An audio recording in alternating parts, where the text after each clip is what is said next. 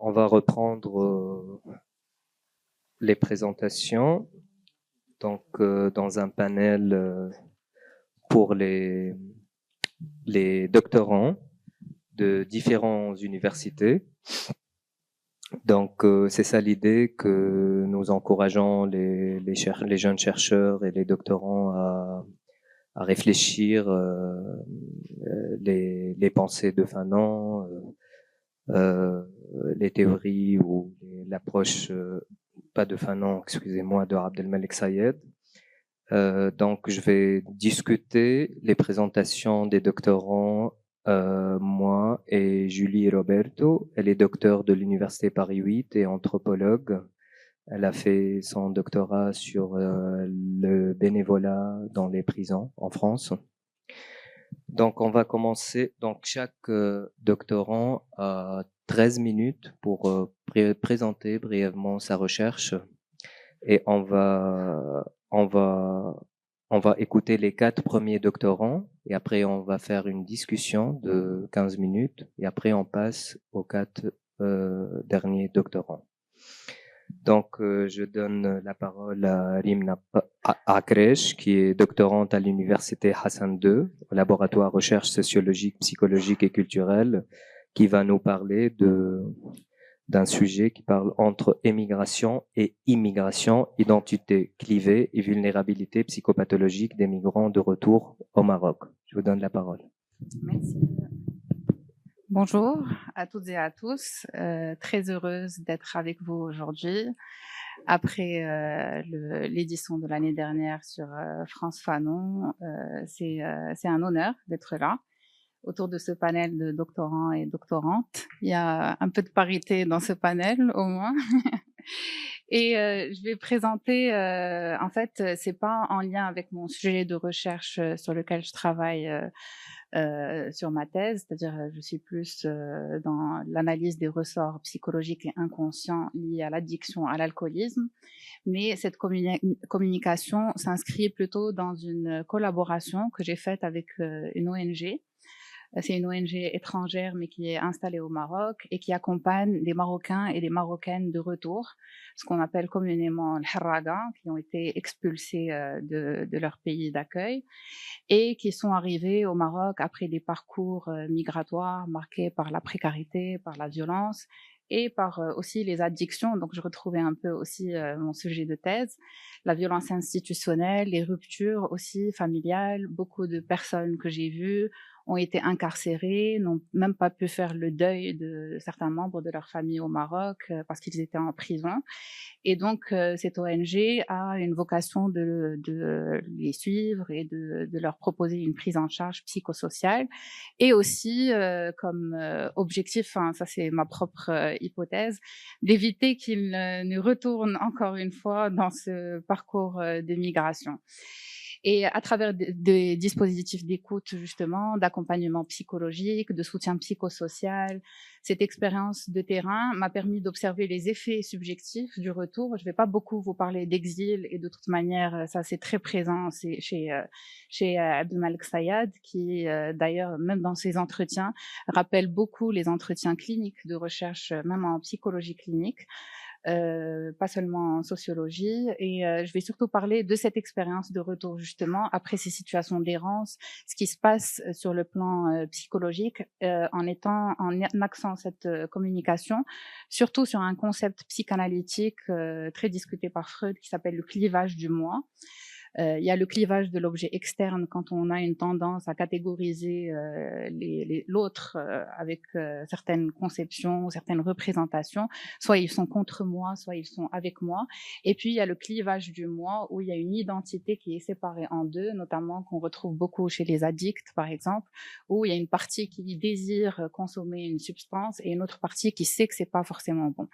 Et il y a ce clivage chez beaucoup de migrants et migrantes de retour au Maroc. Donc, je vais commencer par Sayad, pour lequel l'émigration et l'immigration constituent un fait social total qui implique à la fois les structures sociales, économiques, politiques, mais également la subjectivité aussi. L'année dernière, pour France Fanon, il y avait tout un panel sur la psychanalyse, justement, parce que ça parle de subjectivité finalement. Et ça serait intéressant d'analyser ce qui se passe chez l'individu beaucoup plus que en statistiques ou des chiffres, comment ces personnes vivent leur expérience. Les immigrés se trouvent souvent pris dans un entre-deux identitaire. Il y a cette double absence, double présence dont on a parlé.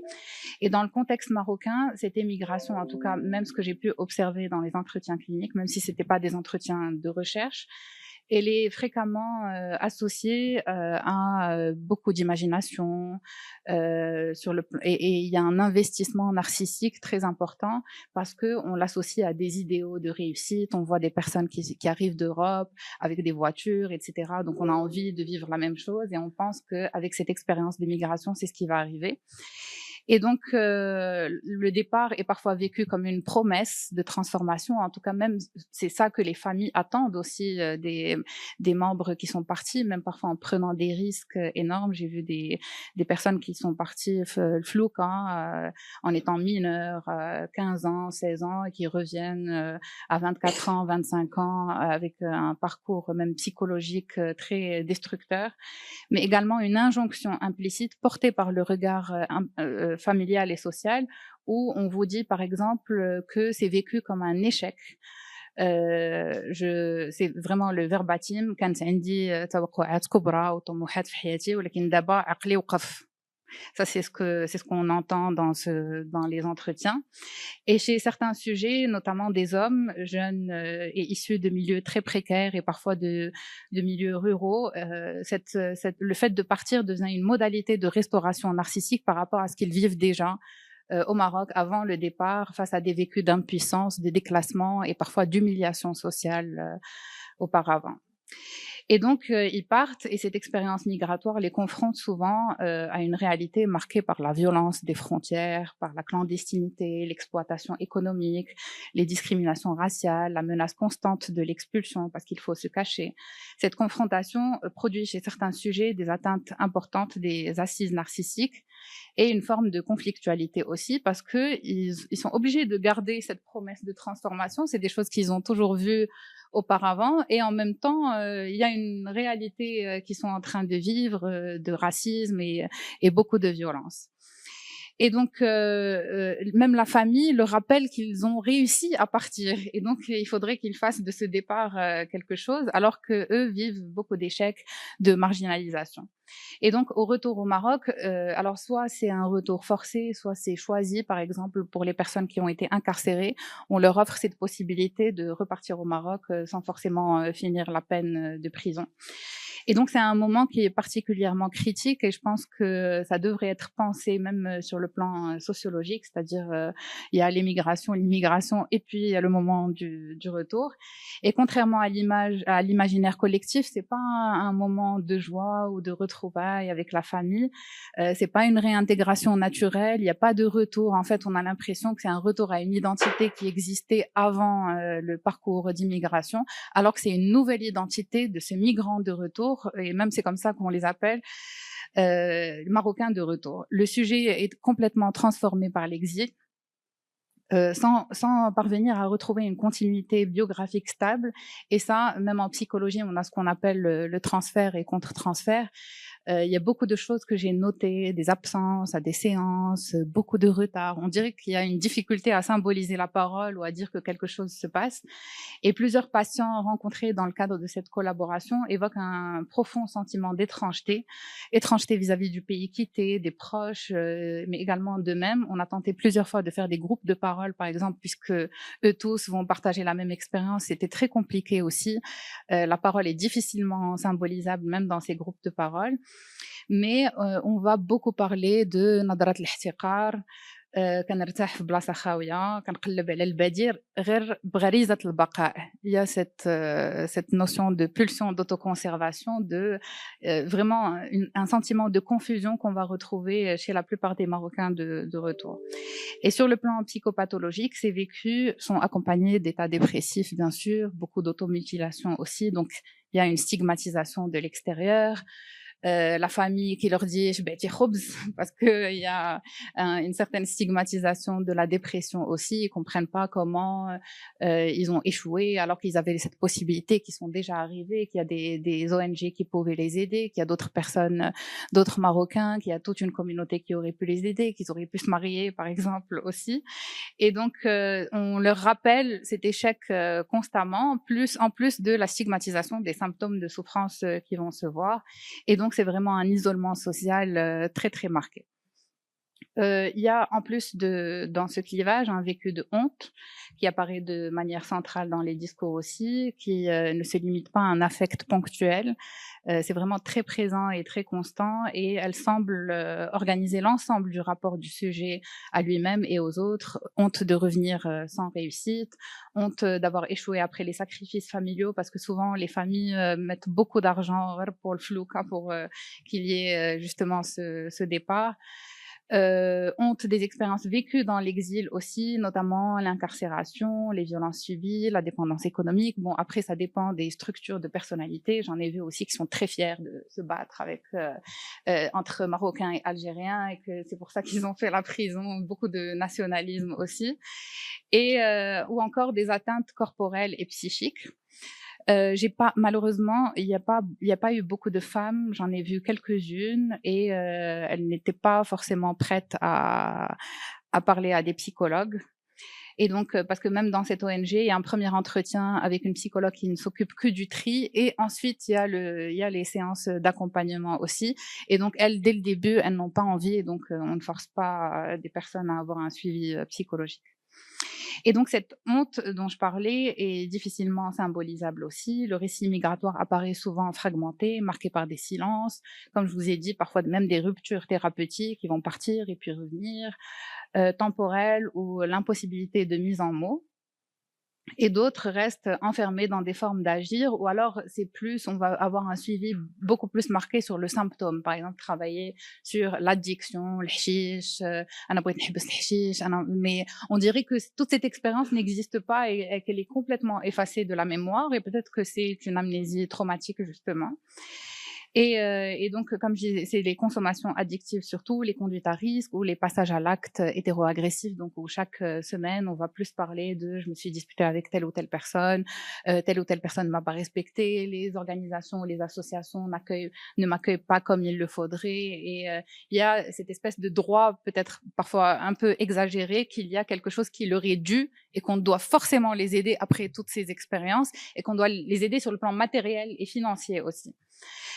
Et donc, moi, je voulais, comme on est dans le cadre de la clinique, je voulais vous présenter brièvement, sans donner des éléments qui pourraient permettre d'identifier la personne, un cas clinique. Il s'agit d'un jeune homme marocain de 25 ans qui habite dans un milieu rural, mais un peu proche de la ville, et qui est revenu au Maroc après plusieurs années d'errance migratoire dans plusieurs pays européens, qui est parti en étant mineur. Et son parcours avait été marqué par des traversées clandestines, et vraiment, c'est des choses qui sont très traumatisantes, au milieu de la nuit, en mer, où il y a même pas de GPS, ils savent pas. Il faut vraiment faire confiance à celui qui fait la traversée. Et ensuite, des périodes de rue, où il dormait à la rue, des emplois qui sont très précaires, où il y a eu beaucoup d'exploitation, plusieurs épisodes d'incarcération, alors qu'au départ, c'est même pas lui qui voulait partir, c'était son grand frère qui avait payé le passeur et qui s'est désisté. Et donc, c'est le petit frère qui est parti en étant mineur, parce que apparemment, quand on fait la traversée en étant mineur, les associations accueillent directement, et qu'il a plus de chances d'avoir ses papiers par la suite. Et lors des premiers entretiens, c'était un patient qui présentait vraiment beaucoup de difficultés à parler, qui voulait souligner. souligner, et donc, au fur et à mesure, ça restait très factuel. J'ai vécu ci, j'ai vécu ça. On faisait vraiment en sorte de remettre son vécu dans la chronologie, ce qui s'est passé avec le mois, l'année. Et il y avait vraiment des moments de sidération où il me disait, je me souviens plus, je sais plus ce que je vais dire. Vraiment, et il évoquait très peu la souffrance liée à l'exil. Il y a eu beaucoup de choses qui étaient en lien avec des relations affectives, par exemple, des rencontres, parce que même dans ce genre de circonstances, l'amour est important aussi et qu'il faut pouvoir le rechercher. Et donc ensuite, comme l'amour est important, c'est surtout des expériences de déception au retour et aussi par rapport au regard des autres, des voisins, de شنو درتي وعلاش ما درتي والو تما. Et donc, chez lui, c'est vraiment un retour qui est vécu comme une humiliation, même s'il n'y a pas eu de tentative de repartir. Et il décrivait le sentiment d'avoir déçu tout le monde, sa famille qui avait investi économiquement et symboliquement son départ parce qu'il fallait sauver la famille. Il exprimait également des regrets de certaines décisions prises dans son parcours migratoire, le fait d'avoir changé de pays alors qu'il aurait dû rester là où il est en tant que mineur.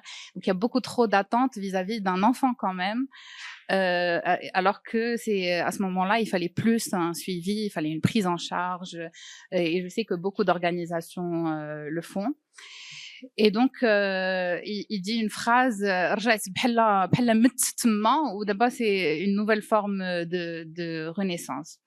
Sur le plan clinique, on observe un fonctionnement marqué par des fragilités narcissiques importantes, vraiment beaucoup de dévalorisation, des conduites addictives, l'alcool, sachant que c'est pas forcément comme il y a un contexte de précarité, c'est un alcool qui peut être très dangereux pour la santé, et des substances qui vont juste lui permettre en fait de suspendre le temps et où l'alcool va avoir une fonction en fait d'automédication tout simplement.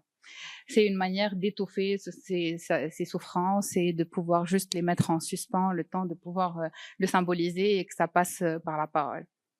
Ah, pardon. Donc, je vais finir sur ce cas clinique, mais peut-être qu'on peut en parler dans d'autres colloques. C'est un cas qui met en évidence la manière dont certaines trajectoires migratoires peuvent produire des formes de désorganisation psychique. Et donc, même cette stigmatisation ne tient pas compte de cette désorganisation. Donc, il y a beaucoup de pression, beaucoup de stigmatisation parfois par rapport à des actes agressifs, auto-dirigés ou même dirigés vers l'extérieur, alors qu'il n'y a pas forcément de prise en charge, il n'y a pas forcément d'accompagnement. Et donc cet exil, pourquoi c'était important pour moi de parler de ce retour? Parce que c'est pas juste le déplacement géographique vers l'inconnu. Parfois c'est un retour à ce qu'on connaît déjà, mais c'est aussi vécu d'une manière très douloureuse. Et donc ça engage des remaniements identitaires profonds qui peuvent fragiliser les limites psychiques du sujet. Et je vais m'arrêter là et merci pour votre écoute.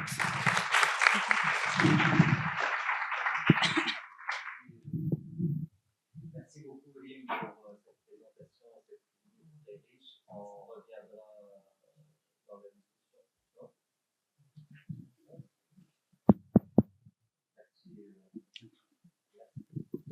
Allô? Oui, c'est bon. Donc, merci Rim pour cette présentation et de psychologue clinicienne. Donc, c'est important. On reviendra tout à l'heure sur la discussion sur un sujet tellement important qui est le retour de migratoire. C'est, on va dire, la dernière et la plus difficile étape de répression de désir de mobilité d'un jeune migrant. Je passe la parole à Marouane Ben Fares. Vous allez parler en arabe ou en français? D'accord. Donc, Marouane Ben Fares, il est doctorant en sociologie du tourisme et de loisirs à l'université Abdelmelek Saadi Tétouan, au laboratoire de l'homme et développement. Donc, Marouane Ben Fares هو طالب دكتوراه في سوسيولوجيا السياحة والترفيه بجامعة عبد الملك السعدي مختبر الإنسان والمجال والتنمية.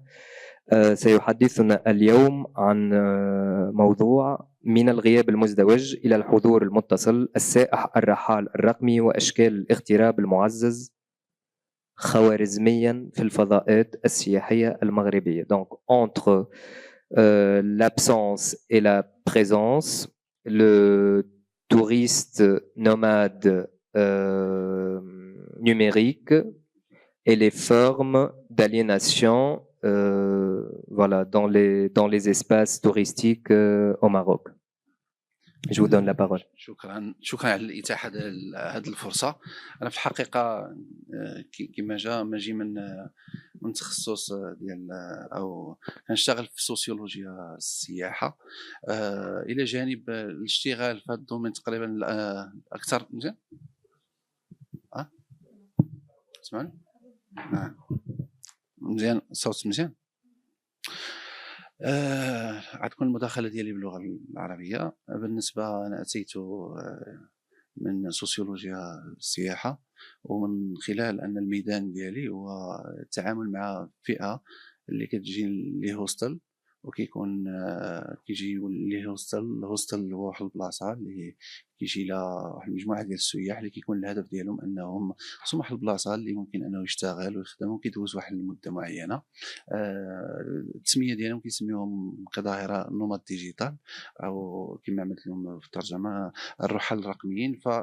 فالعنوان بعد العمل اكثر على الورقه عندي من الغياب المزدوج الى الحضور المتوسط، قراءه صياديه في الرحال الرقمي، العمل والامتياز الحدودي. انطلق في هذه المداخله من موقع قد يبدو للوهلة الأولى بعيدا عن المركز الكلاسيكي لفكر عبد الملك صياد، فأنا لا أتي إلى صياد من سوسيولوجيا الهجرة مباشرة، بل من سوسيولوجيا السياحة، ومن سؤال التحولات التي يعرفها الفضاء السياحي في زمن المنصات الرقمية والعمل عن بعد والترحال الرقمي. غير أن هذا الدخول في سوسيولوجيا السياحة لا يعني الابتعاد عن صياد، ولا يعني استعمال مفاهيمه استعمالا استعاريا أو زخرفيا. ما أقترحه هنا هو اختبار بعض أدواته النقدية، وخاصة مفهوم الغياب المزدوج في حقل يبدو مختلفا لكنه يكشف بدوره عن لا مساواة عميقة في الحركة والعبور والاعتراف.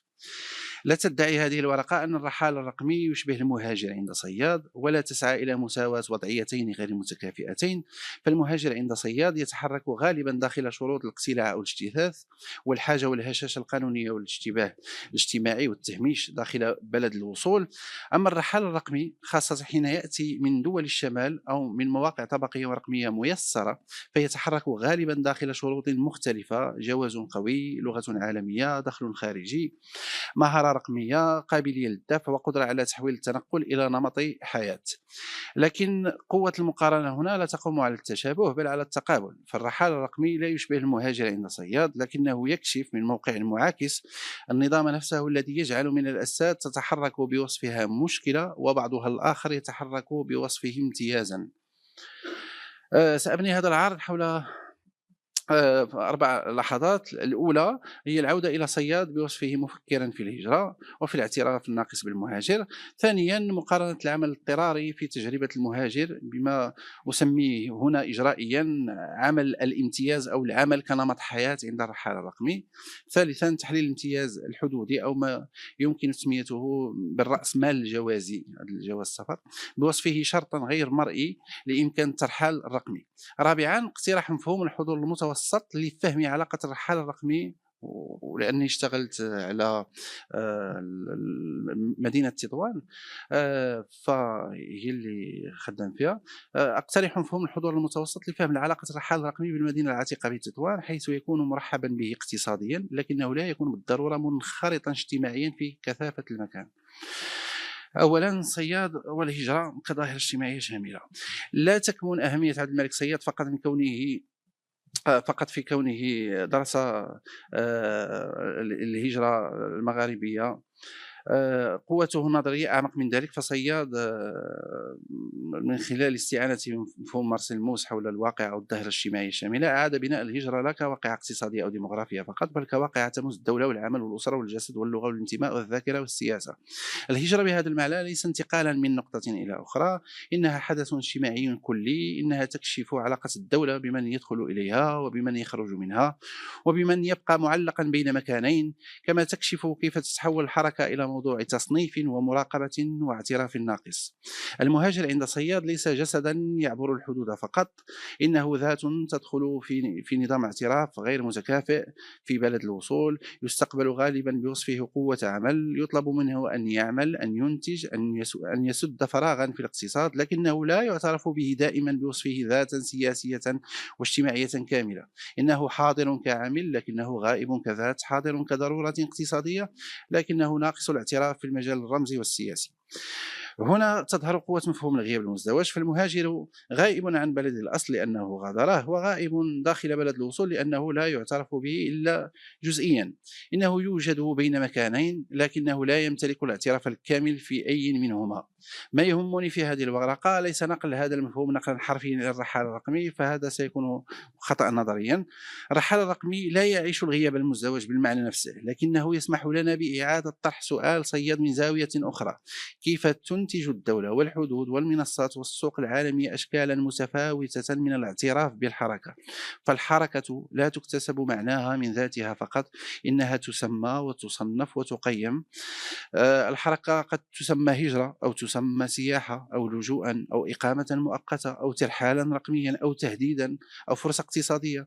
وهذه التسميات ليست بريئة، إنها تحدد موقع الفاعل داخل سلم الاعتراف. من هنا يصبح السؤال الصيادي، إن صح التعبير هذه الكلمة الصيادي، في قراءته هو الآتي: من تقرأ حركته كحق، ومن تقرأ حركته كخطر، ومن يستقبل كفرصة اقتصادية، ومن يعامل كعبء اجتماعي أو أمني، من يتحرك بوصفه ذاتا مرغوبة، ومن يتحرك بوصفه جسدا مشكوكا فيه.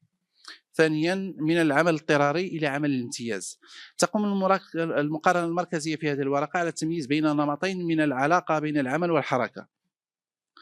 عند صياد ترتبط الهجرة غالبا بالعمل الاضطراري، فالمهاجر لا يتحرك عادة بحثا عن تجربة جمالية أو عن نمط حياة، بل تحت ضغط الحاجة أو الفقر أو انعدام الفرص أو البنية التاريخية غير المتكافئة بين البلدان الانطلاق وبلدان الوصول. العمل هنا ليس اختيارا حرا بالكامل، بل هو عمل مشروط بالحاجة وبالسوق وبالحدود وبالآثار التاريخ الاستعماري وما بعد الاستعماري.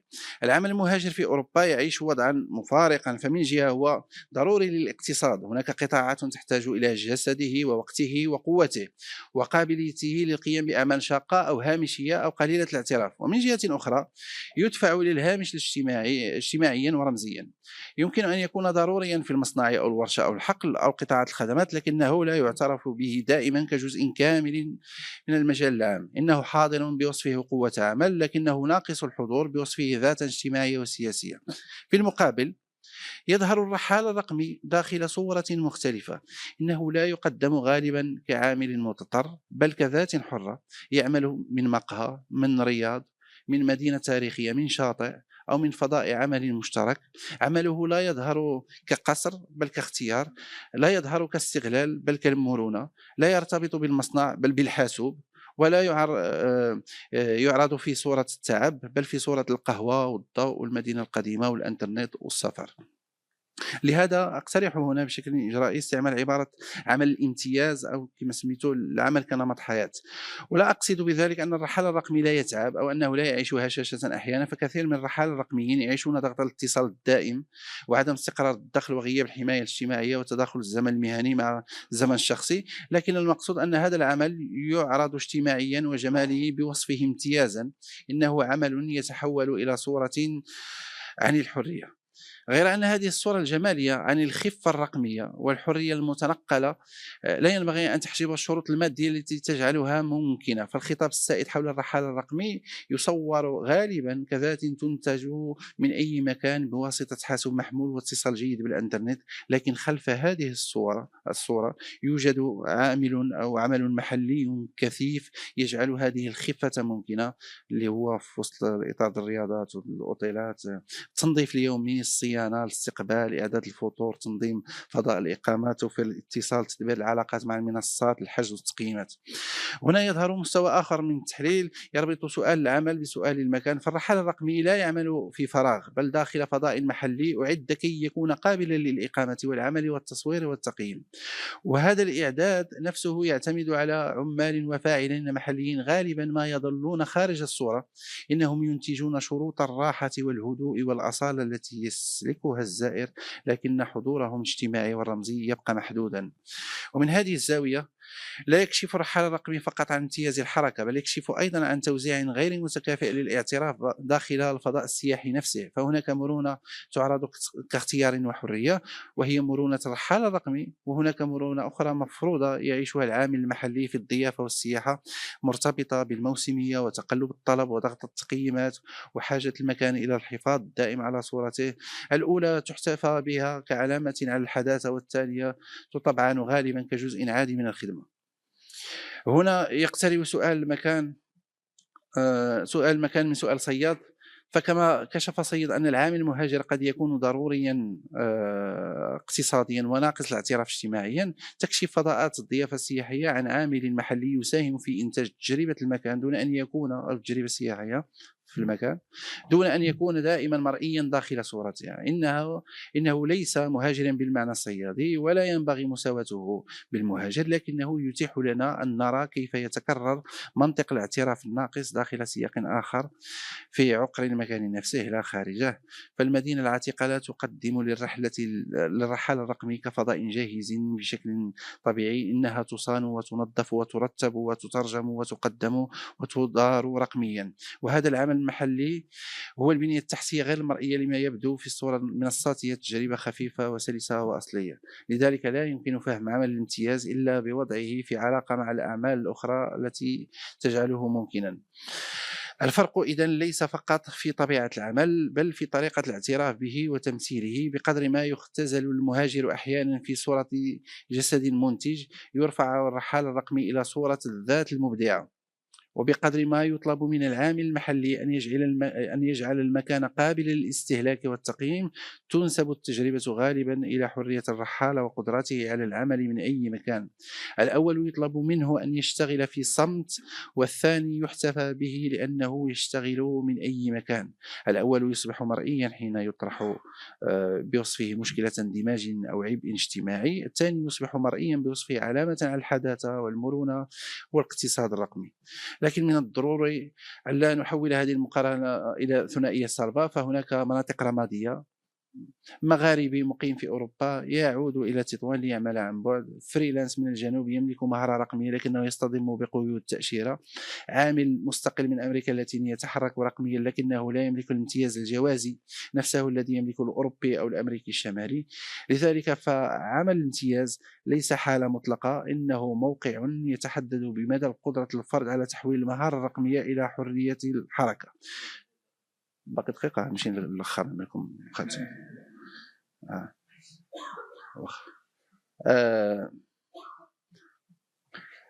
أختم بالعودة إلى صياد. لا تدعي هذه الورقة أن الرحال الرقمي هو مهاجر جديد، ولا أن تجربته تشبه تجربة العامل المهاجر أو المهاجر القسري.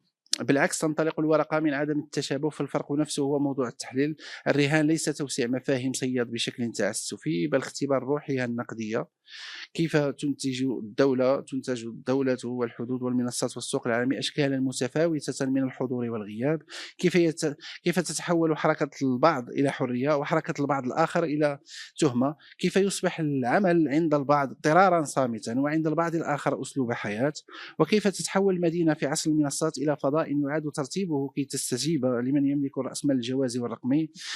الأطروحة العرض عموما يمكن اختزالها في الجملة التالية: لا يشبه الرحال الرقمي المهاجر عند الصياد، لكنه يكشف من موقع معاكس النظام نفسه الذي يجعل بعض الأجساد تتحرك بوصفها مشكلة وبعض الآخر يتحرك بوصفه امتيازا. شكرا لإصغائكم.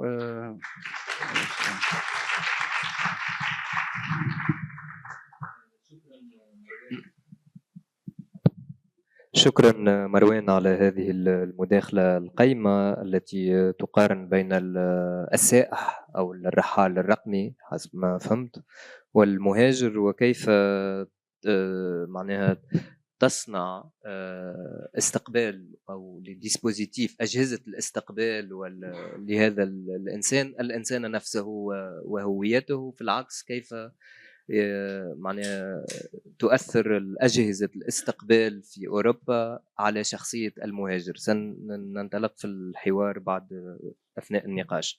شكرا. Maintenant, on passe la parole à Adam Boubel. Il est doctorant à l'université Paris 8. Il va nous parler de la double absence vs double présence politique, hiérarchisation électorale des immigrés intra- et extra-européens. À vous la parole. مساء الخير. شكرا وائل، شكرا منتصر والجميع اللي ساهم عن بعد ولا اكثر الى جانبك التنظيم ديال هذا اللقاء الرائع. Alors, ma présentation aujourd'hui porte sur une partie de ma thèse de doctorat qui porte sur le droit électoral des diasporas. Et ce que je présente aujourd'hui, c'est comment est-ce que le droit de l'Union européenne et le droit de la CEDH, de la Convention européenne de sauvegarde des droits de l'homme, a instauré une sorte de hiérarchisation de la dignité politique entre les immigrés intra-européens et les immigrés extra-européens. Et c'est un petit plaisir d'utiliser immigrés intra-européens parce que justement, par rapport à ce qu'on a dit tout à l'heure, par rapport au terme d'expatriés, ou alors un terme plus spécifique aux Européens, c'est, on les appelle les citoyens mobiles de l'Union européenne parce qu'ils exercent ce droit fondamental et inaliénable de liberté de circulation qui leur est garanti. Donc, pour commencer, on commence par le maître ou l'élève, ça dépend de la conception auquel vous adhérez par rapport à ce qui a été dit ce matin, donc Bourdieu, qui dit dans la préface de la double absence, et je cite, « ni citoyen, ni étranger, ni vraiment du côté du même, ni totalement du côté de l'autre ». Donc c'est ainsi qu'il décrit la condition de l'immigré émigré, saisi dans un entre-deux social et politique qui le place à distance à la fois de sa société d'origine et de sa société d'accueil. Et par cette formule, Bourdieu ne désigne pas seulement une marginalité sociologique, mais il met aussi en lumière un vide juridique et politique, celui d'un sujet dont la place dans l'ordre de la citoyenneté demeure fondamentalement incertaine. J'aurais dû mettre ça avant, désolé. Donc voilà. Et c'est précisément dans ce sillage que s'inscrit la réflexion de Abdelmalek Sayed, pour qui l'immigration ne peut être pensée séparément de l'émigration, et les deux constituant les faces indissociables d'une même réalité marquée, en contexte colonial et néocolonial, par la dépossession politique du migrant. Et c'est ce qu'il présente dans le chapitre nationalisme et politique dans la double absence, où il s'efforce de revenir sur la dépossession politique des immigrés algériens sous la colonisation et se pose plusieurs questions. Et d'ailleurs, c'est en ce sens que j'avais posé la question tout à l'heure à Monsieur Boustin. Et donc, il se pose plusieurs questions, notamment celle de savoir comment est-ce que l'immigré émigré vient à la politique nationaliste, car à l'époque, comme il disait, en cette circonstance, il ne peut y avoir de politique que la politique nationaliste. Et cette présentation porte sur une question bien précise de la dépossession politique, qui est la dépossession de la participation électorale, qui est historiquement construite autour du lien indéfectible entre le territoire et la citoyenneté. Donc en fait, naturellement, l'émigré se trouvait exclu du suffrage parce qu'absent du territoire national, tandis que l'immigré on est tenu à l'écart parce que étranger de son pays de résidence. Ce qui est tout à fait normal, c'est une conception complètement classique en droit constitutionnel et en droit international. Or, en fait, cette configuration a profondément évolué au cours des dernières décennies et la participation des migrants, immigrés, émigrés, au scrutin tend désormais à être présentée comme un standard démocratique au sein des ordres juridiques contemporains. Mais cette ouverture n'a pas mis fin aux asymétries. Elle les a juste déplacés et recomposés.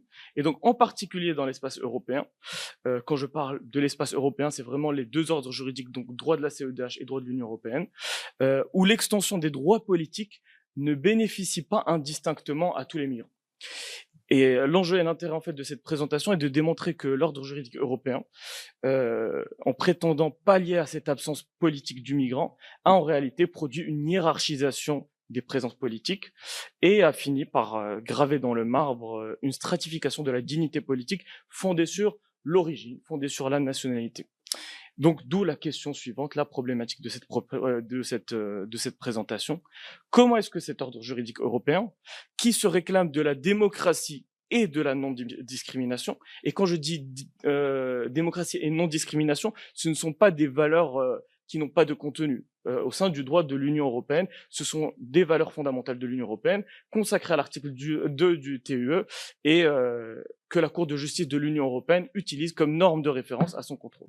Donc en fait, comment est-ce que cet ordre juridique qui se réclame de ces principes nobles organise-t-il une distribution asymétrique de la présence politique en garantissant une double présence inédite, vraiment complètement inédite au niveau international, aux citoyens mobiles de l'Union européenne, tout en réduisant ou en reconduisant, la double absence des migrants extra-européens. Donc, ça, du coup, c'est l'article 2 TUE qui prévoit les principes que j'ai évoqués. Donc, la consécration européenne de la double présence électorale. Il faut savoir que les ressortissants des États membres de l'Union européenne bénéficient d'un statut unique dans le monde, que les ressortissants, par exemple, comme nous, les Marocains, et le Maroc fait partie, par exemple, de la Ligue des États arabes ou de l'Union africaine. En fait, on ne bénéficie pas de ce statut qui est complètement inédit, qui est la citoyenneté européenne. Elle a été créée avec le traité de Maastricht en 1992, et ça a été conforté en 2007 avec le traité de Lisbonne. Et il est prévu que cette citoyenneté, elle résulte de quoi? De la jouissance de la nationalité d'un État membre de l'Union européenne. Elle se rajoute à cette nationalité, donc c'est un statut qui se juxtapose à cette nationalité et il ne la remplace pas. Mais l'interprétation qu'a faite la Cour de justice de l'Union européenne, qui est une institution très importante au sein de l'ordre juridique européen, donc des articles en lien avec la citoyenneté, a permis une évolution conceptuelle très importante, fortement critiquée, et qui implique en fait un changement de paradigme. Au début des années 2000, notamment à partir de 2001, on a eu plusieurs arrêts de la Cour de justice des communautés européennes à l'époque, après CJUE, l'arrêt Greslig, l'arrêt Bombast, l'arrêt Rothman, qui prévoyaient quoi? Que, désolé, je ne suis pas adepte des PDF, des PowerPoint, pardon. Qui prévoyait quoi? Ce qui est en gras. Le statut de citoyen de l'Union européenne constitue, ça c'est l'évolution, qu'est-ce qu'il prévoyait à l'époque? Il prévoyait que ce statut a vocation à être le statut fondamental des ressortissants. Donc il n'a que la vocation, et ils attendaient surtout, et c'est mon interprétation, une évolution qui vient de la part des États membres. Cette évolution n'a pas abouti, donc il y a un an, la Cour de justice de l'Union européenne, qu'est-ce qu'elle a considéré dans un arrêt Commission contre Malte relatif au passeport doré? Elle a considéré qu'en fait, le statut de citoyen de l'Union européenne constitue, voilà, c'est une affirmation, constitue le statut fondamental des ressortissants des États membres. Donc, elle a opéré cette évolution paradigmatique et une évolution très importante à travers cet arrêt. Et qu'implique cette évolution? Elle démontre une sorte d'appropriation totale de la citoyenneté par l'ordre juridique européen, en tout cas en ce qui concerne le droit de l'Union européenne. Encore une fois, énormément critiqué par les adeptes de la souveraineté nationale et la souveraineté étatique au sein des États membres de l'Union européenne. Et donc cela contribue au renforcement du statut de citoyen européen. Alors, la question maintenant, c'est quel droit en fait politique et électoral découle de ce statut? Les droits qui découlent, ou les droits électoraux qui découlent de ce statut sont prévus à l'article 20 du traité sur le fonctionnement de l'Union européenne, qui prévoit en son point B le droit de vote et d'éligibilité aux élections au Parlement européen, ainsi qu'aux élections municipales dans l'État membre où ils résident, dans les mêmes conditions que les ressortissants de cet État. Cela implique quoi? Cela implique que leur existence politique est inhérente de leur statut, faisant fi de leur lieu de résidence, du territoire, et en fait impliquant une négation des conséquences de la dépossession politique qui résultait ou qui découle naturellement de la migration. Autrement dit, nous n'avons plus cette dissociation entre le territoire et la citoyenneté comme on l'a connu par le passé.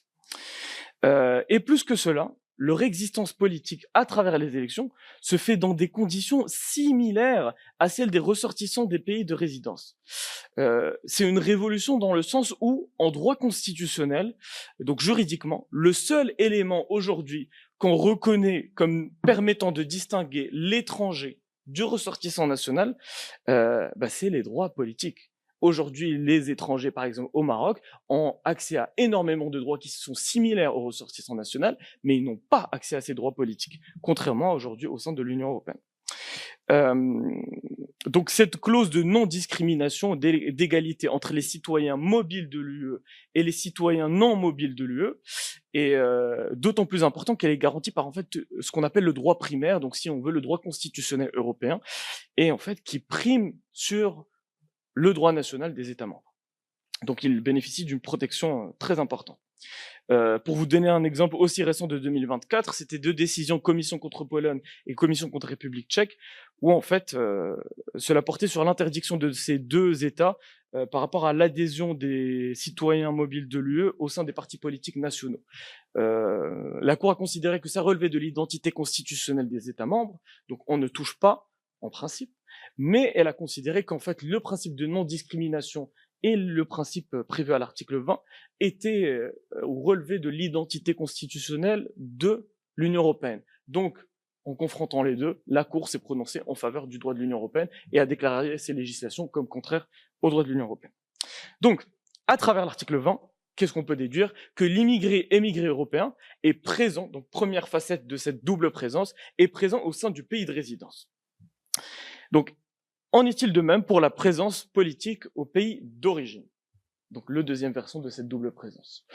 La réponse est contrastée, non parce qu'il y a des différences flagrantes de traitement, mais juste parce que l'encadrement est soumis à la marge d'appréciation des États, et cela à 2 niveaux.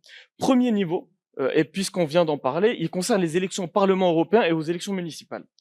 Alors que l'article 20 TFUE qu'on vient de voir garantit la possibilité de participer à ces élections depuis le pays de résidence, il est tout à fait possible de participer à ces élections depuis le pays de résidence, mais par rapport à ces élections au niveau de l'État d'origine. Donc moi, en tant que Français qui réside en Belgique, je peux participer aux élections au Parlement européen ou municipal belge, ou alors je peux décider de rester inscrit sur les listes électorales françaises et du coup participer à distance.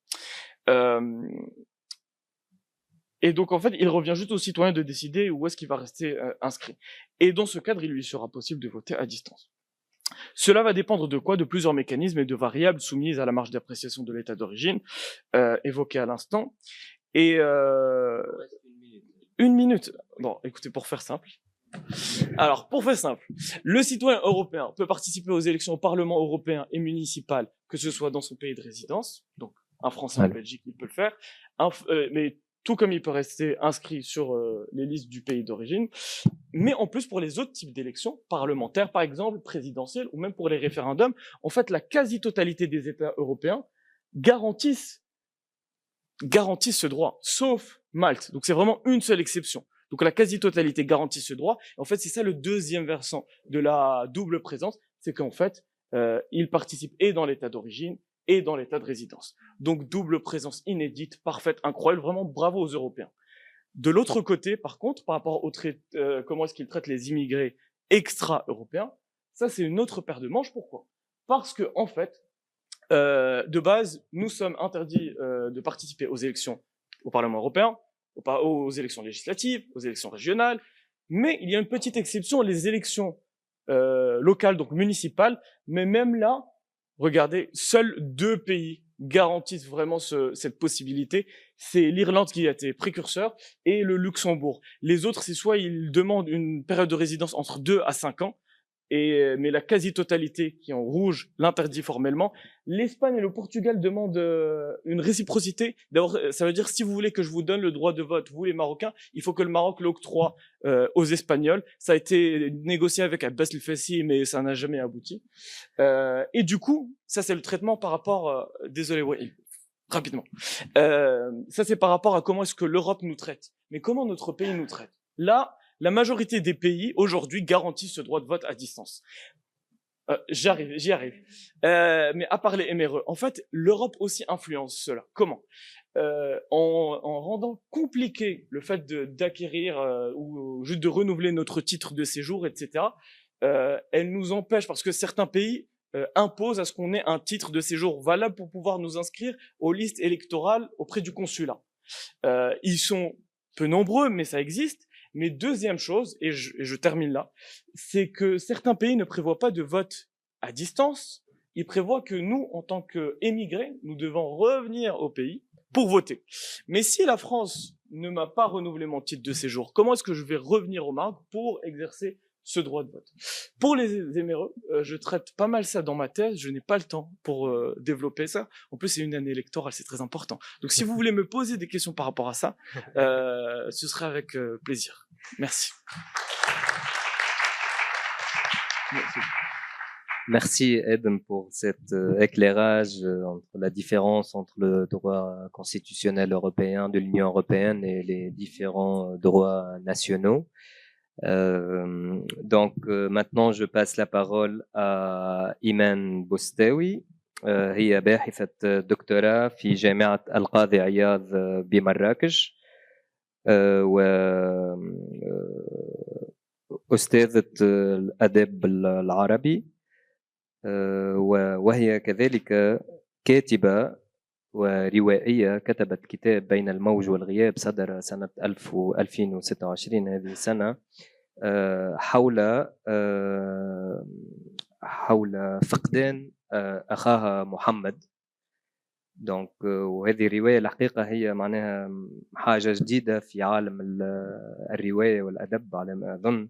Donc je traduis. Imen Boustaoui, elle est doctorante à l'université Qadi Ayad à Marrakech. Elle est écrivaine, romancière, elle est institutrice aussi de langue arabe. Et elle a écrit un livre sur l'histoire de la disparition de son frère dans l'immigration clandestine. Et peut-être, je vais lire un peu de la description de la présentation du livre que j'ai lu un peu et j'ai beaucoup aimé. ابتلع البحر جسد محمد لكنه حرر صرخة أخت تبحث عن معنى في غياب لا ينتهي، صرخة عائلات ترفض أن تكون مجرد خبر عاجل ينسى في دقيقة. بين الموج والغياب هي رواية عن الأثر الذي لا يمحوه الموج، عن الذاكرة كسلاح أخير، وعن الكرامة التي تنتزع من فم العدم. إنها شهادة تترك مع يقين واحد، بعض القصص لا تنتهي بل تسكننا إلى الأبد. إيمان البستاوي. لك الكلام إيمان، تفضل.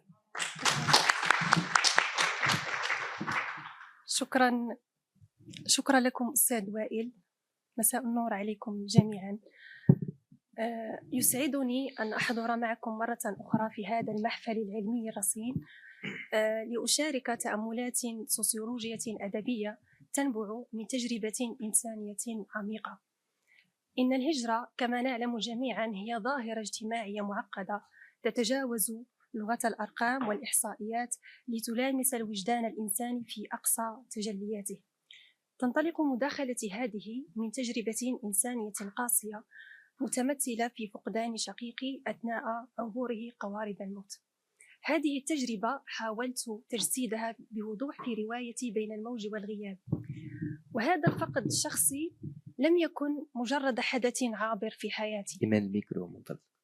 هذا الفقد الشخصي لم يكن مجرد حدث عابر في حياتي، بل كان زلزالا وجوديا أعاد تشكيل رؤيتي لسوسيولوجيا الهجرة، مما دفعني لاقتراح مفهوم جديد أسميه الغياب المفتوح، كتجاوز نوعي أو كتوسيع لمفهوم الغياب المزدوج عند عبد المالك السياد. نعم، المحور الأول فكرة عبد المالك السياد ومفهوم الغياب المزدوج. طبعا لا يمكننا الحديث عن سوسيولوجيا الهجرة دون الوقوف أمام الإرث الفكري لعبد المالك السياد، الذي علمنا أن الهجرة ليست مجرد انتقال جغرافي من نقطة ألف إلى نقطة باء، بل هي واقعة اجتماعية كلية تزلزل كيان الفرد والمجتمع.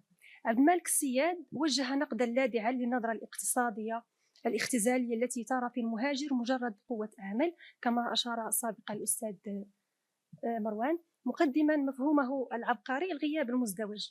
يعيش المهاجر وفق لسياد حالة من التمزق بين غيابين: غياب عن الوطن الأصلي حيث ينتظر كحلم مؤجل أو كحوالة مالية، وغياب داخل بلد الاستقبال حيث يهمش كغريب ولا يعترف بكينونته الكاملة.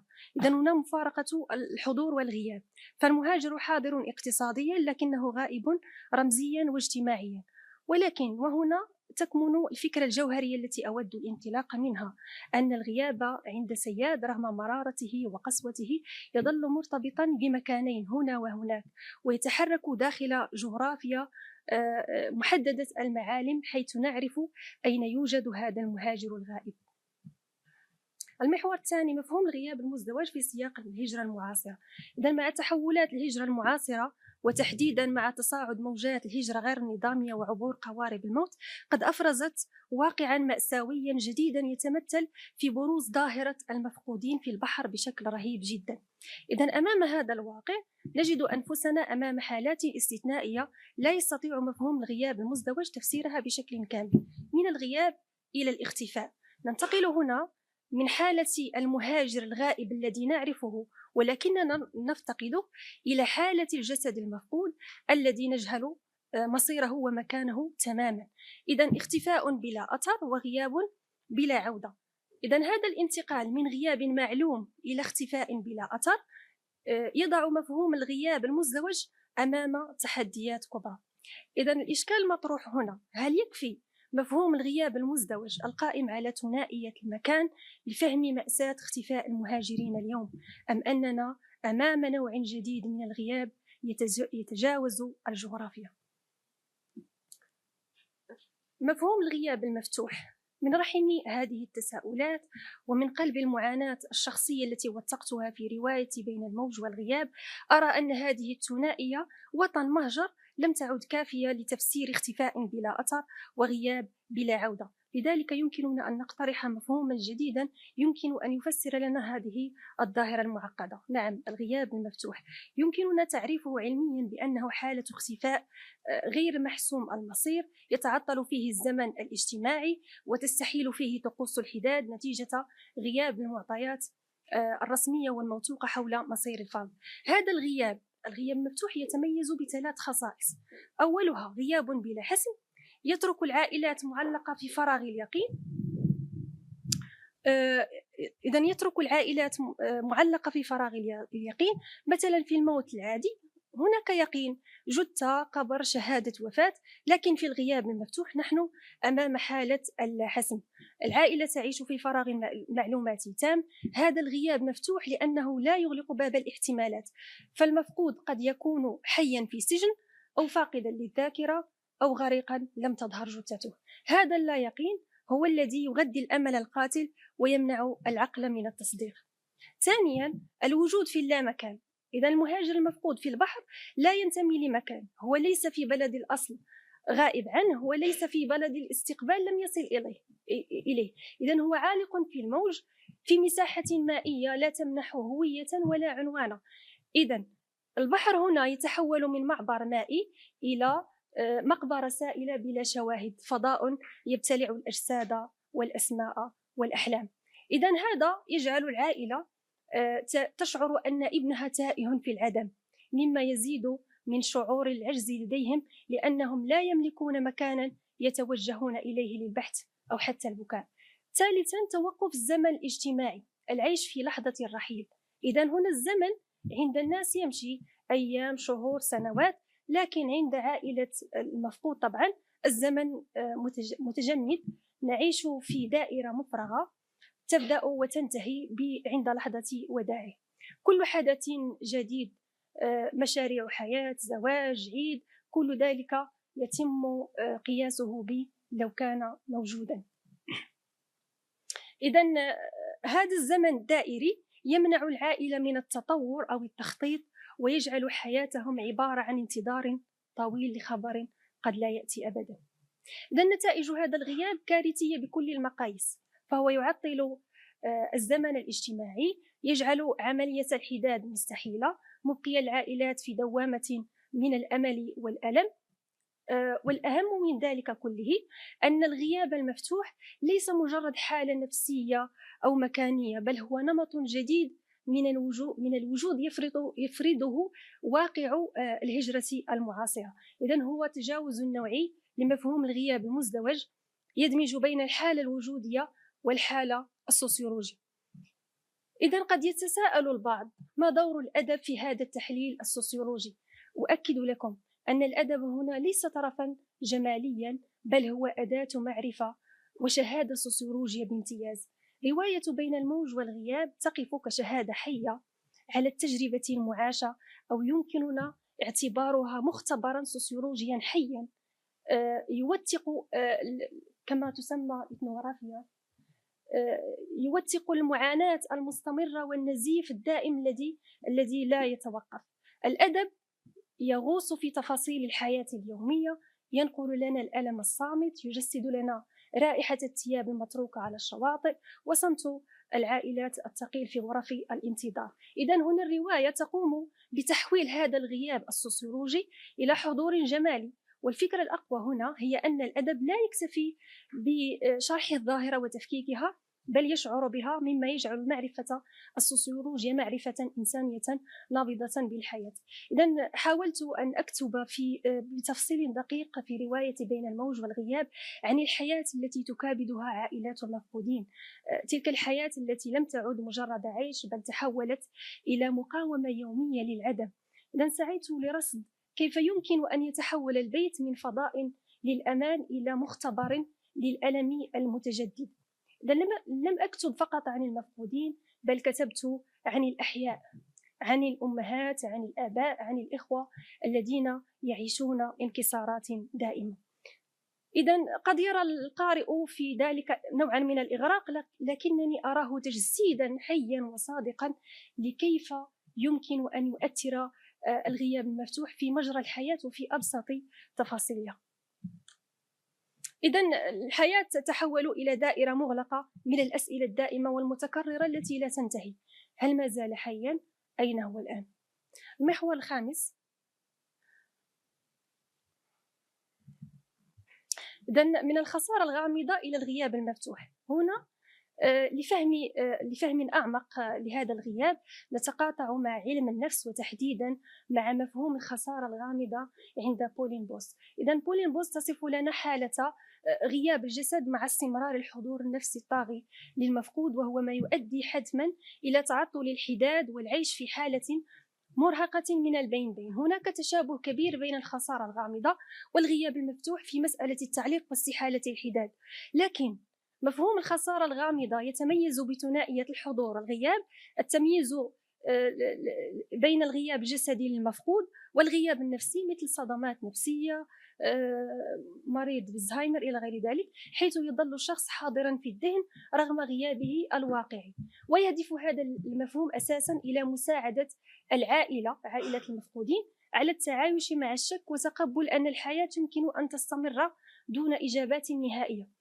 لكن الغياب المفتوح فهو لا يهدف إلى التعايش طبعا مع الألم، بل يطالب بمعرفة الحقيقة والحق في الحداد المكتمل. هو مفهوم لا يدعو العائلة للتكيف مع الألم، بل يدعو المجتمع والدولة للاعتراف بمسؤوليتهم عن هذا الألم. إذن هنا يحول الضحية من مريض يحتاج إلى علاج نفسي إلى فاعل اجتماعي يطالب بمعرفة الحقيقة، مما يحول القضية من أزمة نفسية إلى قضية حقوقية وإنسانية. إذن فمثلا عند مغادرة القارب السواحل ولا يصل إلى أي جهة، لا جثث تظهر ولا ناجين ولا سجل رسمي دقيق حول المفقودين، هذا الغياب ليس مجرد فقد، إذن هو غياب بلا أرشيف رسمي للحقيقة. والنتيجة هنا في منطق الغياب المفتوح: العائلة تطالب بكشف الحقيقة، تحديد موقع الحادث، الاعتراف الرسمي بالضحايا، المطالبة بإجراء حمض نووي. طبعا العائلات لا تتوقف، بل تحمل صور أبنائها المفقودين وتبدأ بوقفات احتجاجية في الساحات وترفع شعارات وتطالب دائما بالحقيقة والعدالة. إذن أيضا أسماء هؤلاء المفقودين تتداول أيضا في الإعلام، في الجمعيات، يتم إحياء ذكراهم سنويا في ملتقيات تنظمها جمعيات خاصة، على سبيل المثال الجمعية المغربية لمساعدة المهاجرين في وضعية صعبة بمدينة وجدة. إذا الغياب المفتوح لا يظهر فقط كفقد غير محسوم بل هو كوضع اجتماعي وسياسي غير مغلق، حيث لا يسمح للعائلات بالحقيقة الكاملة ولا بالحداد المكتمل، مما يحول الغياب إلى ملف مستمر للمطالبة بالحقيقة دائما. إذن سأنتقل إلى ختام مداخلتي. إذن في الختام أقول أن مفهوم الغياب المفتوح الذي أقترحه يمثل تجاوزا ضروريا لمفهوم الغياب المزدوج. هو لا يكتفي برصد تمزق المهاجر بين مكانين، بل يفكك البنية القهرية التي يفرضها غياب الجسد الفيزيائي في لا مكان، حيث يتحول القانون إلى فضاء للا حسم، والحداد إلى جرح يرفض الانغلاق. روايتي بين الموج والغياب هي دعوة لتأسيس سوسيولوجيا إنسانية، سوسيولوجيا لا تكتفي بالوقوف على التل لرصد الظواهر، بل تنزل إلى الميدان لتلمس الجرح وتداويه بالمعرفة. إنها رسالة وفاء لروح عبد المالك السياد ولكل العائلات التي ما زالت تنتظر عودة الغائبين، ووفاء أعمق لكل الأجساد التي ابتلعها الغياب المفتوح، ومن بينهم شقيقي الذي كان غيابه هو الشرارة الأولى لهذا البحث. ممكن بعض الصور.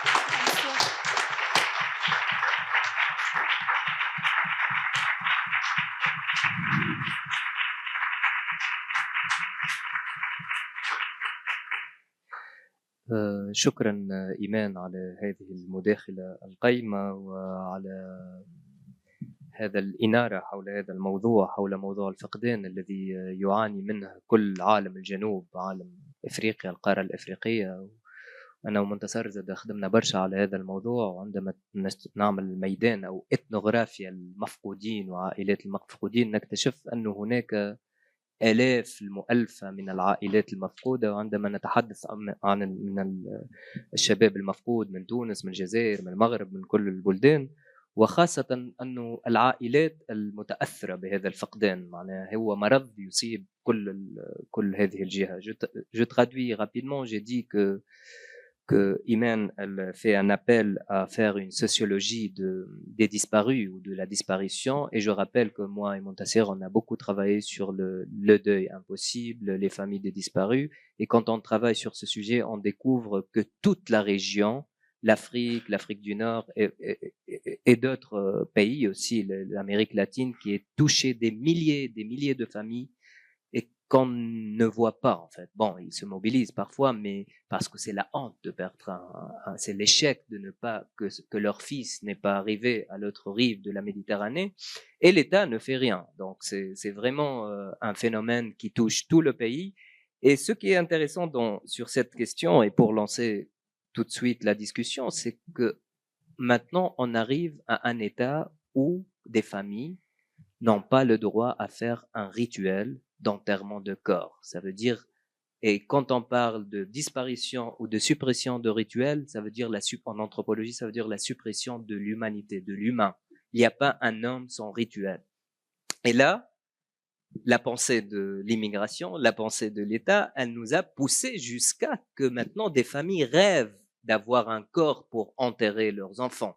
En fait, ça dépasse la question de la prolétariat, de la souffrance de l'ouvrier, etc., de la famille, des papiers, etc. Maintenant, on arrive à une étape qui est très extrême, c'est le génocide, en fait, dans la mer, à partir des politiques migratoires et frontalières. Donc, on passe à la discussion. Peut-être je donne la parole à Julie. Donc si elle a des commentaires par rapport aux présentations. Donc on a 5 minutes de questions pour poser des questions et 7 minutes pour la discussion, mais on aura le temps le soir donc pour discuter avant de passer à la prochain panel. Voilà.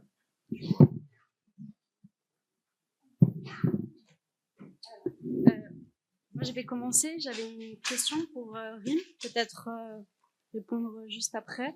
Je me dis que ça pourrait être bien. Alors, vous avez parlé des difficultés d'accès à la parole des personnes qui reviennent au pays et qui sont touchées et atteintes de désorganisation psychique et qui ont du mal à adhérer au suivi, au rendez-vous avec les psychologues.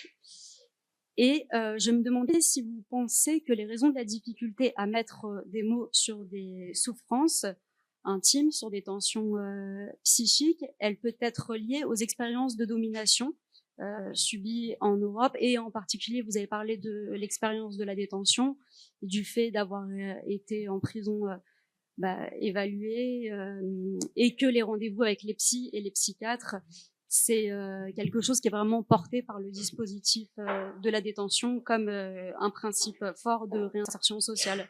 Donc voilà, je vais me demander si les raisons des réticences à adhérer à une guérison en fait par des mots, ça peut être associé à une domination liée à l'expérience passée en France. Et voilà, bon, l'habitude aussi de parler de soi, c'est quelque chose qui peut ne pas être aisé aussi et qui dépend aussi des cultures. Et du coup, l'autre question, vous en avez peut-être plus parlé dans votre thèse, par rapport, je ne sais pas, aussi aux psychotropes, s'il y a quand vous parlez d'addiction, si c'est que par rapport à l'alcool ou par rapport à d'autres psychotropes.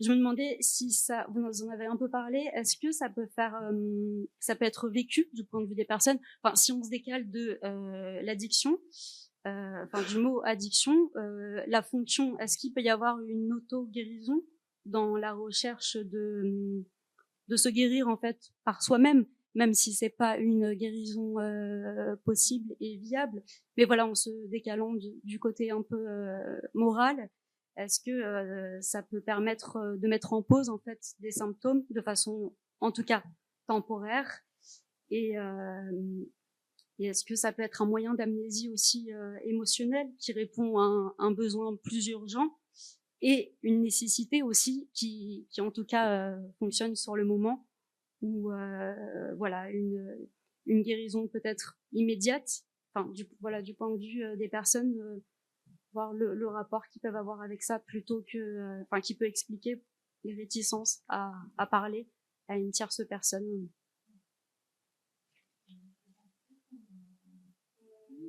Sinon, s'il y a d'autres questions, on va dans 1, 2, 3.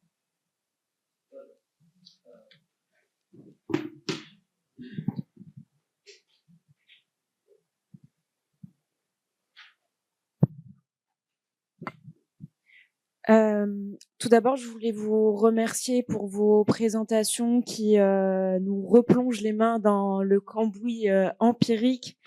Donc, c'est ce travail qui fournit un peu la matière première aux belles synthèses théoriques comme celles qu'on a pu entendre dans le panel précédent. Donc, j'ai 3 questions pour toi, Rim. Plus des questions de curiosité. Je voulais savoir comment les individus de retour au Maroc négocient ou pas d'ailleurs les catégories que les institutions, que la société, que leur famille leur assignent, comment eux-mêmes s'autodésignent. Je voulais savoir aussi si on avait une idée de la proportion de personnes rentrées au Maroc qui envisageaient de repartir. Et enfin, une dernière question sur je ne sais pas si vous avez une idée de l'impact du récit de ces personnes de retour sur les jeunes Marocains qui n'ont pas encore tenté l'exil. Donc, est-ce qu'il y a un impact de ces récits ou pas sur la volonté d'autres jeunes Marocains qui envisageraient de partir? Merci. D'abord, merci beaucoup pour vos présentations et surtout merci pour votre témoignage. Je pense que je suis pas le seul à être touché par ça. Merci aussi d'avoir ramené la littérature et même la poésie, parce que j'imagine que c'est une nouvelle, donc c'est plus dans le romanesque, et c'est ce que j'allais poser à Rim comme question par rapport à l'accompagnement de ces jeunes-là. Vous avez bien dressé le portrait du diagnostic, on a compris en fait les problématiques, vous les avez catégorisées, mais est-ce qu'il y a des actions concrètes en fait, à part je veux dire le suivi psychothérapeutique, mais est-ce qu'il y a, je sais pas, des actions concrètes d'insertion, de réinsertion, etc. Mais du coup, docteur Boustaoui a répondu comme quoi, en fait, la littérature, elle peut, en plus d'être un laboratoire d'idées, etc., elle peut être un moyen de métaboliser la souffrance. Et ça, je trouve ça... هل يمكنك أن تتكلم بالفصحى؟ لو كنت أعرف المعنى ديال ميتابوليزي الألم لقلته باللغة العربية، ولكن المعذرة أن تحول الألم إلى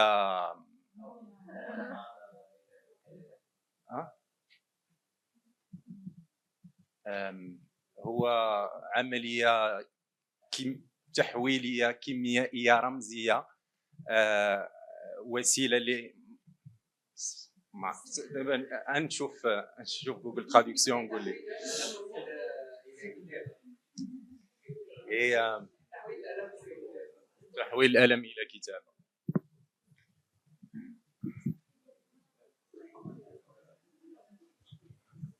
سؤال ادم، لي زيليمون اللي ما هضرتيش عليهم على المغرب ممكن تهضر لينا عليهم؟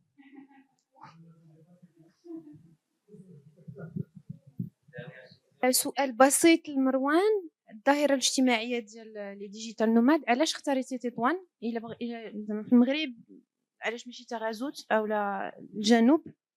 واش سي ان كونفور زعما سي رابيد؟ واخا تشرح لينا علاش اختاريتي تطوان. شكرا. شكرا للجميع. عندي سؤال مروان وسؤال إيمان. نبدأ بإيمان.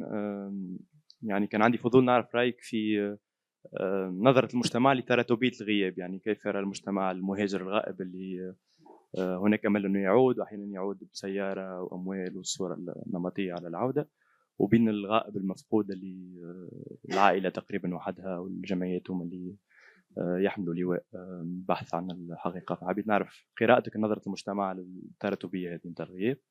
وعندي سؤال مروان، يعني هل ترى فما مجال البحث نتاعك ربما أيضا لأنك تلقي نظرة على أنثروبولوجيا الضيافة، لأنه يبدو لي أن السياق المغربي سياق خاص، أنه مهم سوسيولوجيا الترفيه وفما يعني حركية تاع ديجيتال نوماد وسياحة كل، لكن ربما فما تقاطعات مع أنثروبولوجيا الضيافة لأنه السياق المغربي ونظرته للضيف في المغرب فعلا نجرب نعرف ما سياق خاص. شكرا. فرحوا بيك في المغرب. مساء الخير، شكرا للجميع على المداخلات القيمة. عندي سؤال إيمان.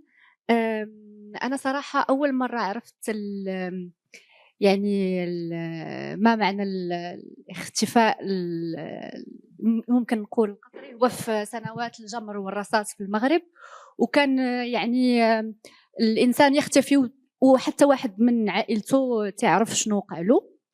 وسؤال ديالي هو مدى هذا الغياب المفتوح اللي هضرتي عليه يكون زعما يكون امتداد لهذا الاختفاء القسري، لانه يعني الناس يعني اللي كيبغيو يهاجروا قسرا لانه ليست هناك يعني عيش كريم في البلد الاصلي. وشكرا.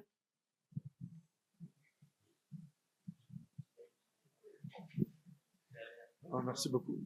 Juste une petite question. Moi, j'avais une question pour vous, mademoiselle Rim.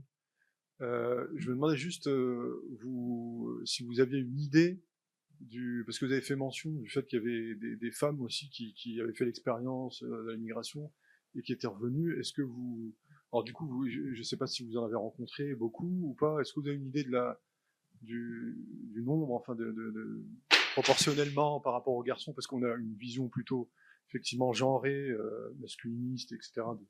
de la migration, et c'est vrai qu'on est, enfin moi, il y a peu de choses qui existent sur l'expérience précédemment des femmes par rapport à cette question de la migration.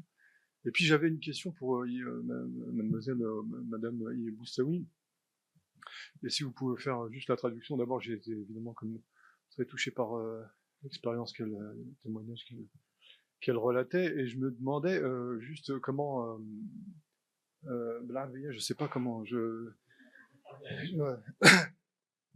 je vais avoir des difficultés bien en français. Je me demandais juste la réception qui avait été faite d'abord de l'ouvrage, puisqu'elle a témoigné dans un ouvrage, la réception qui a été faite de cet ouvrage dans la société marocaine dans son ensemble, et en particulier de la part des autorités. Enfin, quelle réception on fait de ce phénomène et de la manière dont il peut être aussi accompagné, suivi, traité, mis sur la place publique, à l'agenda des politiques publiques, etc. Au Maroc en particulier, parce que je n'ai pas assez. Donc,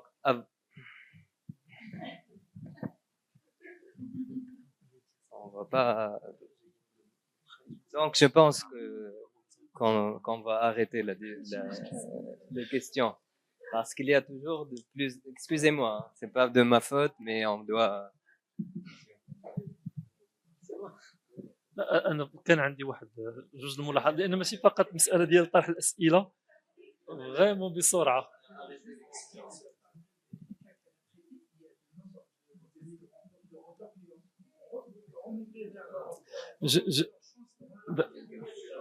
لا فقط يعني مساله كاين اسئله، ولكن شفت ان الاسئله كاين واحد لو ديزيكيليبر ربما. انا فقط البروان يعني ملاحظات سريعه، لان المداخله ديالك يعني مهمه جدا. فقط يعني سوسيولوجيا كاين بعض الاشياء انا تعتقد انها اساسيه كذلك في البحث، هو الاطار العام. يعني ربما كان جميل ان الى جانب الاجابات اللي اعطيتي يكون عندنا يعني تعريف اكثر معنى الرحاله الرقمي، ولكن بالاساس التركيز على شنو هو الميدان تاع البحث، كم عدد الحوارات، كيف استطعت الولوج الى هؤلاء الناس، طريقه ديال الولوج للميدان، بعض الوصف، كذلك بعض العلاقه مع الميدان، يعني علاقتك انت الذاتيه مع الميدان. لماذا هذا الاختيار؟ يعني تسمى شويه لا ريفلكسيفيتي، ومنهم هاد الناس، وبعض المقارنات كذلك ربما هذه تعطي بعض الامكانيات للاضاءه. واخر شيء بالنسبه للايمان، يعني انا قريت الروايه والقوه ديالها، انا تعتقد انها كاين واحد اون شانس، يعني كاين واحد الحظ ممكن يكون عند الجامعه، او فرصه عند الجامعه المغربيه من اجل بناء السوسيولوجيا. يعني السوسيولوجيا عن طريق ظاهره، هذه الظاهره اللي تتقدميها انت، يعني هي انا اعتقد انها ظاهره قليله جدا، انت بحد ذاتك يعني ظاهره بالنسبه لي سوسيولوجيا، لان افكتيفمون قليل جدا الناس اللي جايين من الوضع، من اللحظه، من المساله بحد ذاتها، واللي تيشتغلوا على مساله تهمهم. يعني مساله قليله جدا حتى في السوسيولوجيا بصفه. عبد الملك السيد مهاجر، لا سينغولاريتي بروميير ديالو يعني هو انه مهاجر اشتغل على الهجره، يعني ياتي من قلب المساله، عنده معرفه دقيقه بانتمائه. الحوارات ديالو مع الناس هي دائما كانت حوارات لا تستدعي ان يتدخل ويحكي بلغه عارفه. فقط الحكايات مع الناس هي في حد ذاتها شيء، لان يلتقي مع نفسه في لقائه مع المحاورين. مساله مختلفه تماما على يعني باحث خارج الميدان يلتقي مع الناس. اذا انا بالنسبه لي تنتفع اكثر ان كيفاش ان تشتغل على المساله انطلاقا من تجربتك، ولكن انطلاقا من عشرات، وانا عارف ان عندك علاقات كثيره مع عشرات بل ربما مئات الاسر اللي خارج الجامعه، خارج المعرفه، خارج السياسه، لان السوسيولوجيا في نهايه المطاف هي السياسه. شكرا. تفضلوا يا جوزان، سامحوني.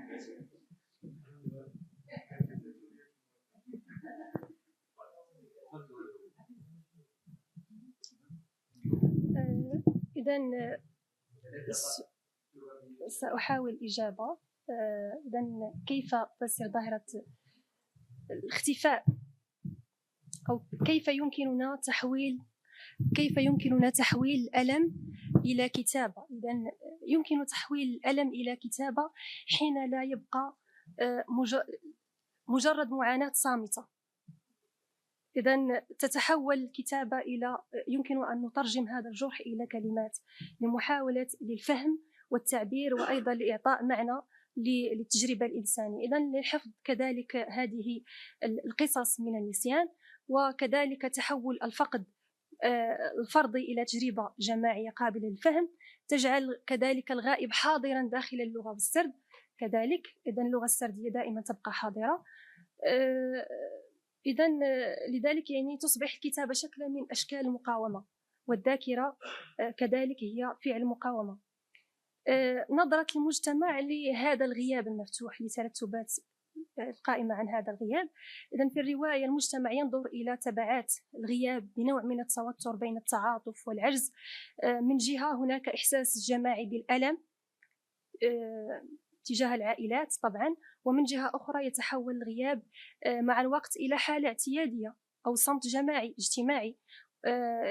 المجتمع يمكن أن يتعايش ربما مع الفقد دون قدرة حقيقية على حسمه أو تغييره.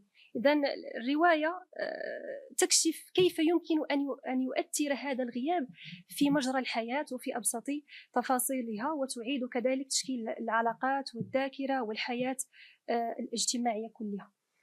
الغياب المفتوح سؤال: هل هو امتداد لهذا الاختفاء القسري للمهاجرين المفقودين؟ نعم، يمكن اعتبار الغياب المفتوح امتدادا لحالة الاختفاء القسري في اختفاء المهاجرين في البحر غير المحسوم طبعا. المشكلة هنا لا تتوقف عند لحظة الاختفاء بل تستمر في الزمن. الغياب المفتوح يعني غياب الحقيقة النهائية حول المصير، استمرار العائلة في الانتظار والشك، أيضا المطالبة بالحقيقة، مطالبة بإجراء حمض نووي كذلك. المأساة لا تكمن فقط في الاختفاء بل تستمر استمرار في لا يقين طبعا. سؤال: كيف تلقى القارئ رواية بين الموج والغياب؟ وهل السلطة تنكرت لهذه الظاهرة أو اشتغال السياسات؟ كيف اشتغلت السياسة على مأساة الغياب؟ يمكن القول أن القارئ تلقى الرواية أو رواية بين الموج والغياب بوصفها نصا إنسانيا يلامس تجربة واقعية يعيشها المجتمع، خاصة أنها لا تتحدث عن الهجرة كفكرة مجردة بل عن آثار للفقد والانتظار داخل العائلة والذاكرة أيضا. أما بخصوص السلطة هذا موضوع كبير وشاسع جدا. الرواية لا تطرح إدانة مباشرة، لكنها تلمح إلى أن مسألة المفقودين كثيرا ما تبقى داخل منطقة الصمت أو المعالجة غير الكافية، خصوصا حين يتعلق الأمر بتحديد المصير، كشف الحقيقة إلى غير ذلك. تبقى معلومات جافة. شكرا إيمان، تفضلوا.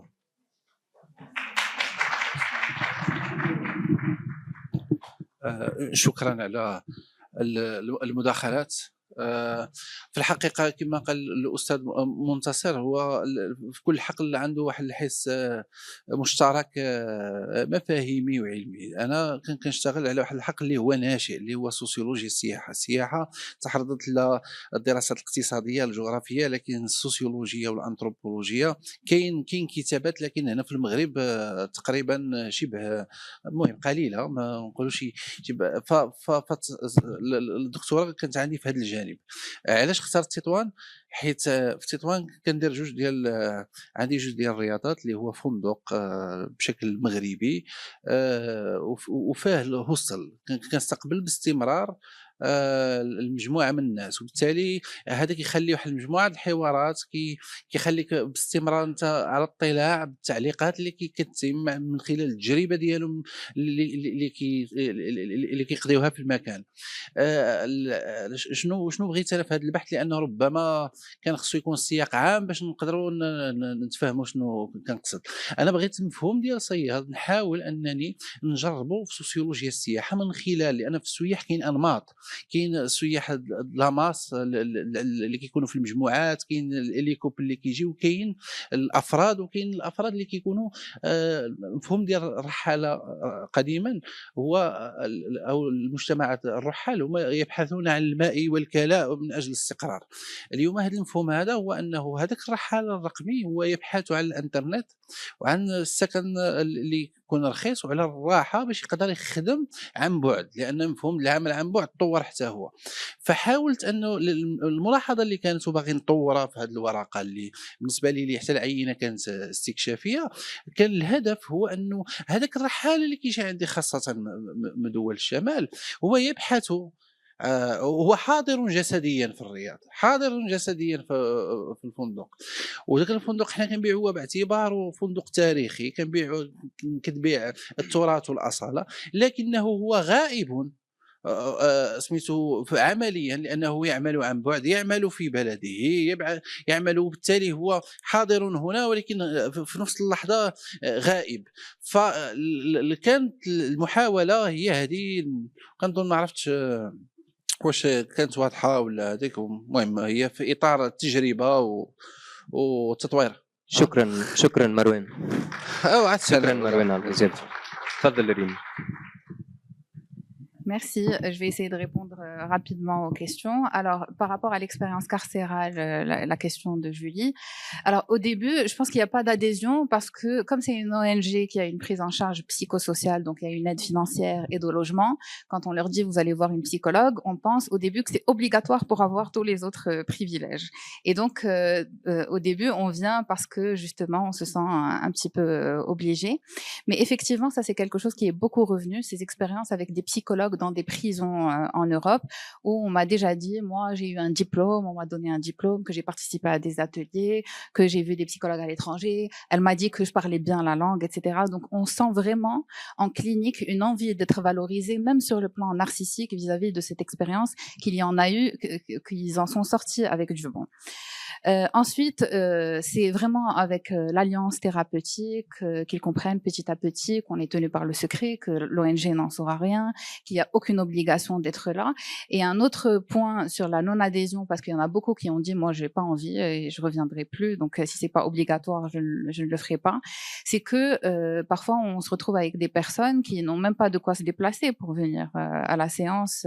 Il y a des difficultés financières, il y a vraiment une grande précarité. Et ils se disent mais qu'est-ce qu'elle peut bien me dire, moi j'ai pas besoin de parler, j'ai besoin qu'on m'aide sur le plan financier. Et ça se comprend parce que même en tant que psychologue, je le dis, j'aime pas cette surpathologisation de certaines choses qui sont liées à un contexte aussi, c'est-à-dire qu'on place beaucoup trop la responsabilité sur les individus alors que c'est quand même un certain système, tout un système qu'il va falloir critiquer plutôt que d'associer tous ces symptômes, même les addictions, à une défaillance personnelle, à une difficulté à gérer le stress ou à des stratégies de coping qui n'y sont pas.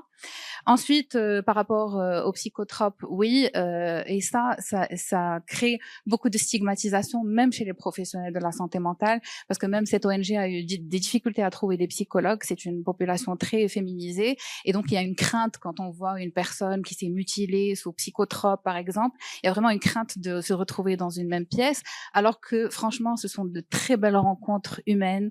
Il y a des discussions très riches. Il y a des choses qui ont été partagées, qui sont vraiment incroyables. Sur la proportion de ceux qui envisagent de partir, je pense qu'il faut vraiment des études là-dessus. Il y a effectivement, il y en a qui continuent à y penser. L'impact du récit sur d'autres Marocains, malheureusement, et même Abdelmalek Sayad le dit, ça, on reste dans les illusions par rapport à certaines migrations. Et je pense notamment à Salah Eddine sur le storytelling pour les migrations. Ça peut être très intéressant de faire parvenir ces messages et de donner la parole aux personnes qui ont vécu elles-mêmes ces situations. C'est toujours dans des études sociales ou des études psychologiques, mais ça serait bien qu'on, peut-être dans un panel, qu'on puisse rencontrer des Marocains de retour et leur donner pleinement cette place et de l'importance à leur subjectivité dont ils ont besoin. Et c'est une manière de renarcissiser aussi le psychisme. Sur les femmes migrantes, c'est la dernière. Les femmes migrantes, c'est dommage parce que j'en ai pas vu beaucoup, honnêtement. Il y a des expériences traumatiques aussi. Il y a beaucoup d'expériences de mariage, notamment de mariage blanc ou des expériences qui sont liées à un divorce et donc l'incapacité d'avoir ces papiers à ce moment-là et donc c'est un retour forcé aussi. Mais j'aimerais bien en rencontrer d'autres et peut-être faire des collaborations avec d'autres ONG à l'avenir. Merci. Merci, Rim. Merci Mehdi pour la question, je m'y attendais pas du tout. Mais pour faire court, Montasser, j'ai vu ton message. Alors, en ce qui concerne les Marocains, en fait, Seyed disait que l'émigré colonisé, c'est celui qui est nié politiquement dans son être politique. Je pense que les Marocains aujourd'hui, notamment dans la région, par rapport par exemple aux Algériens ou Tunisiens, nous sommes les émigrés les plus colonisés d'un point de vue électoral et dans le sens de Seyed, parce que nous n'avons aucun droit politique dans les pays d'accueil. Et en ce qui concerne notre pays d'origine qui est le Maroc, en fait, on a le droit de participer aux élections suivant deux mécanismes. Le mécanisme du vote par retour qui est très compliqué, notamment au vu du durcissement, du renouvellement des titres de séjour, etc. Et honnêtement, je préfère ne pas me voir bloqué au retour plutôt que de venir et voter pour des élections, disons-le. Voilà, ça ne sert pas forcément à grand-chose. Et deuxième mécanisme, c'est le vote par procuration. Le vote par procuration qui est énormément critiqué par toutes les organisations internationales qui traitent du sujet, par exemple l'OSCE. Et en fait, parce que le vote par procuration, de 1, ça ne garantit pas le secret du scrutin. C'est-à-dire que moi, je vais demander à un proche d'aller voter pour moi, mais si je lui demande de voter pour un parti X auquel il n'adhère pas, bah, il peut voter pour n'importe qui sans garantie. Et en plus de ça, le vote par procuration au Maroc nécessitait, avant cette année, donc nécessitait d'envoyer la procuration officielle qui a été établie dans le consulat. Et donc, l'envoi postal pose énormément de problèmes. Je l'ai essayé à 2 reprises. Ma mère n'a jamais reçu ma procuration.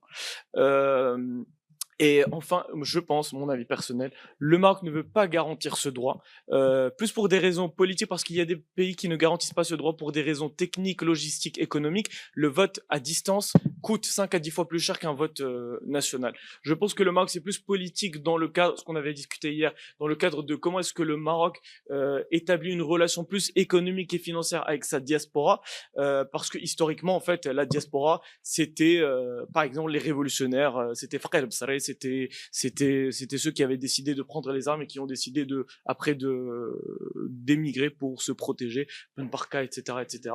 Et on a vu d'ailleurs, par exemple, pour la Gen Z, il y a aussi eu des Marocains de l'étranger qui se sont fortement mobilisés contre la répression, contre les poursuites judiciaires abusives, etc., etc. Donc, cette année, pour voter par procuration, ils ont facilité la tâche. En fait, au consulat, c'est centralisé, c'est numérisé. Donc, faites votre procuration dans votre pays de résidence et ça va être directement envoyé au bureau de vote local. Voilà. Mais ça reste par procuration. Merci beaucoup pour ce panel. Il nous reste 4 autres interventions des 4 derniers doctorants. Donc, je sais que c'est très fatigant, mais c'est très important. C'est Montasser qui prépare le programme. C'est comme ça.